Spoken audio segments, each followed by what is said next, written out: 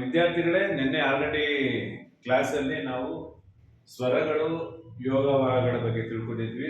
ಸ್ವರಗಳ ಸಂಖ್ಯೆ 13 ಹಾಗೆ ಯೋಗವಾಹಗಳ ಸಂಖ್ಯೆ 2 ಯಾವ್ಯಾವುದು ಅಂತ ನಿನ್ನೆ ಕ್ಲಾಸಲ್ಲಿ ನಾನು ಆಲ್ರೆಡಿ ತೋರಿಸಿದ್ದೀನಿ.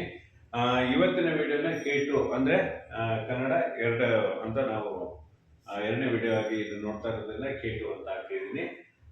ಈಗ ಸ್ವರಗಳಾಯ್ತು, ಯೋಗವಾಹಗಳಾಯ್ತು. ಹಾಗಿದ್ರೆ ಮೂರನೇ ಟಾಪಿಕ್ ವ್ಯಂಜನಗಳು.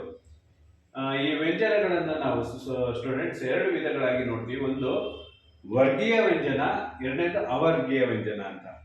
ಏನಿದು ವರ್ಗೀಯ ವ್ಯಂಜನ ಅಂತಂದ್ರೆ, ನೀವೇನು ಇಲ್ಲಿ ಕಾಣ್ತಾ ಇದ್ರಿ ಕಾಯಿಂದ ಪಾವರೆಗೂ ಈ ವರ್ಗಗಳಲ್ಲಿ ಬರುವಂತಹ ಅಕ್ಷರಗಳು.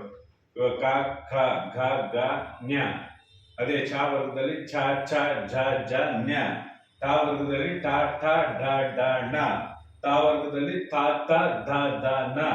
ಪ ವರ್ಗದಲ್ಲಿ ಪ, ಫ, ಬ, ಬ, ಮ.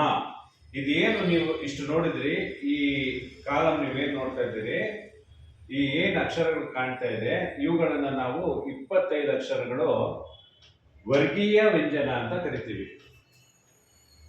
ಕ ಇಂದ ಪ ವರ್ಗದ ಅಕ್ಷರಗಳು ಏನು 25 ಅಕ್ಷರಗಳು ಬರ್ತವೆ, ಇವುಗಳನ್ನ ನೀವು ವರ್ಗೀಯ ವ್ಯಂಜನವಾಗಿ ನೋಡ್ತೀರಿ. ಅದೇ ರೀತಿ ಯ, ರ, ಲ, ವ, ಶ, ಶ, ಸ, ಹ, ಳ ಏನು 9 ಅಕ್ಷರಗಳನ್ನ ನೀವು ಇವಾಗ ನೋಡ್ತಾ ಇದ್ದೀರಿ, ಇವುಗಳನ್ನ ಅವರ್ಗೀಯ ವ್ಯಂಜನಗಳು ಅಂತ ಕರಿತೀವಿ. ಅಲ್ಲಿಗೆ ನಿಮಗೆ ಗೊತ್ತಾಗಿದೆ, ಸ್ವರಗಳ 13 ಆದ್ರೆ ಯೋಗವಾಹಗಳೆರಡು, ವ್ಯಂಜನಗಳಲ್ಲಿ 2 ಬರುತ್ತೆ. ಒಂದು ವರ್ಗೀಯ ವ್ಯಂಜನ, ಅವರ್ಗೀಯ ವ್ಯಂಜನ. ಹಾಗೆಯೇ ಇವಾಗ ವರ್ಗೀಯ ವ್ಯಂಜನಗಳು ಯಾವ್ದಂತ ನೋಡಿದ್ರಿ, ಅವರ್ಗೀಯ ವ್ಯಂಜನಗಳು ಯಾವ್ದಂತ ಗೊತ್ತಾಯ್ತು.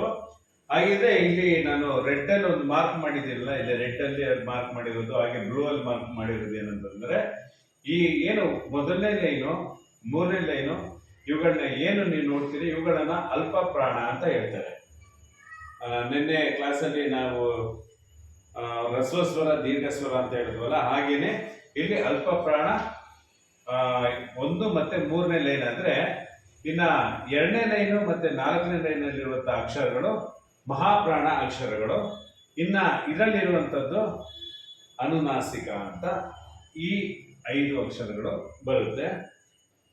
ಒಟ್ಟಿನಲ್ಲಿ ವಿದ್ಯಾರ್ಥಿಗಳೇ, ಇದು ಕನ್ನಡ ವರ್ಣಮಾಲೆಯಲ್ಲಿ ಬರುವಂತಹ ಮೊದಲನೇ ಹಂತ. ಇದಾದ್ಮೇಲೆ ಬರುವಂಥದ್ದೇ ಮುಂದೆ ಕಾಗುಣಿತ ಅಕ್ಷರಗಳು. ಅದು ನೆಕ್ಸ್ಟ್ ವಿಡಿಯೋದಲ್ಲಿ ನಾನು ನಿಮಗೆ ಅಪ್ಲೋಡ್ ಮಾಡ್ತೀನಿ. ಧನ್ಯವಾದಗಳು. ಶುಭ ದಿನ.